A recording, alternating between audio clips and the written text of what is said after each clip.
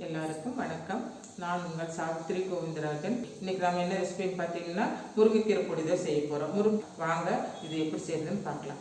பாருங்கள், முருங்கைக்கீரை வந்து பார்த்திங்கன்னா ஒரு கட்டு எடுத்து சுத்தப்படுத்தி நிழல்லையே 2 நாள் காய வச்சு எடுத்துருக்குறேங்க. அதனுடைய எடைன்னு பார்த்தீங்கன்னா ஒரு 70-75 கிராம் வருங்க.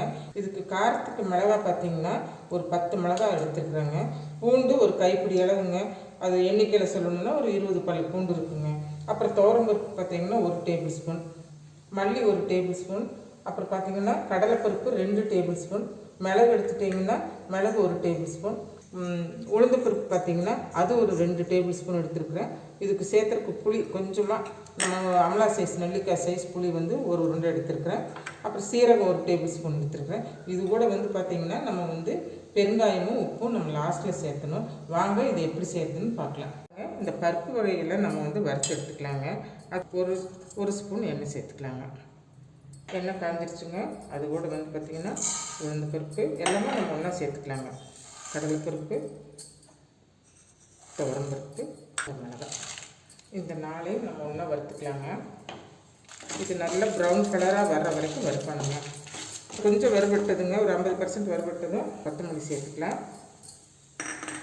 மிளகு சேர்த்துக்கலாங்க. இது கூட கருவேப்பிலை ஒரு 2 இனுக்கு சேர்த்துக்கலாங்க. புளி பார்த்திங்கன்னா எடுத்து வச்சுருக்கோம் இல்லைங்களா, அதை நம்ம இது கூடயே சேர்த்துக்கலாங்க. இப்போ இதெல்லாம் நல்லா செவந்து வரட்டுங்க. பருப்புகள்லாம் நல்லா செவந்து வந்துருச்சுங்க. இப்போ நம்ம சீரகம் இது கூட சேர்த்துக்கலாங்க. சீரகம் போட்டு நல்லா கலந்து விட்டுட்டு நம்ம இறக்கலாங்க. இது வேறு ஒரு பாத்திரத்துக்கு மாற்றி ஆற வச்சுக்கலாம். எண்ணெய் 2 ஸ்பூன் ஊற்றிருக்குறாங்க. பூண்டு இது கூட சேர்த்து பூண்டு வந்து நல்ல ஒரு ப்ரௌன் கலருக்கு வர்ற வரைக்கும் வறுத்துக்கலாம். இதில் சேர்த்துக்கலாங்க. பாருங்கள், பூண்டு வந்து நல்லா வெந்துருச்சு. நான் வந்து ரொம்ப சிம்மில் வச்சு தான் வதக்கிக்கிறேன். போதும், இந்த அளவுக்கு வந்தால் போதுங்க. இப்போ இதை எடுத்துடலாம். இந்த முருங்கைக்கீரை வந்து பார்த்திங்கன்னா காஞ்சி தான் இருக்குது. இருந்தாலும் நம்ம வந்து பேனில் போட்டு கொஞ்சம் முறுமுறுன்னு பண்ணிக்கலாங்க. அப்போ தானே நம்ம மிக்சியில் அரைக்க முடியும். அடுப்பத்தி சிம்மில் வச்சுக்கோங்க.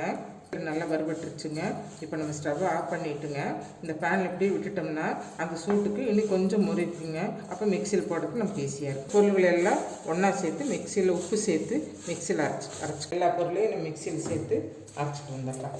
அரைச்சிட்டு வந்தாச்சு. இப்போ இது கூட வந்து பார்த்திங்கன்னா பெருங்காயப்பொடி ஒரு 1/2 ஸ்பூன் சேர்த்துக்கலாங்க. எனக்கு கொஞ்சம் உப்பு பத்தாத மாதிரி இருக்குது. அதனால் சின்ன ஸ்பூனில் ஒரு 1/2 ஸ்பூன் சேர்த்துக்கலாம். இப்போ இதெல்லாம் நம்ம மிக்ஸ் பண்ணிக்கலாங்க. அவ்வளோதாங்க. இப்போ இந்த மாதிரி பார்த்துக்கிட்டாங்க அரைச்சி எடுக்கணும். ரொம்ப நைஸாக பண்ணிடக்கூடாதுங்க. இட்லி பொடியெல்லாம் பண்ணுறோம் இல்லைங்களா, அந்த மாதிரி இட்லி பொடியோட கொஞ்சம் நைஸ் வச்சுக்கலாம். பாருங்கள், இந்த மாதிரி சூப்பராக இருக்குங்க. இது நல்லா ஒரு ஏர்டைட் கண்டெய்னரில் போட்டு வெளியே கூட வச்சுக்கலாங்க.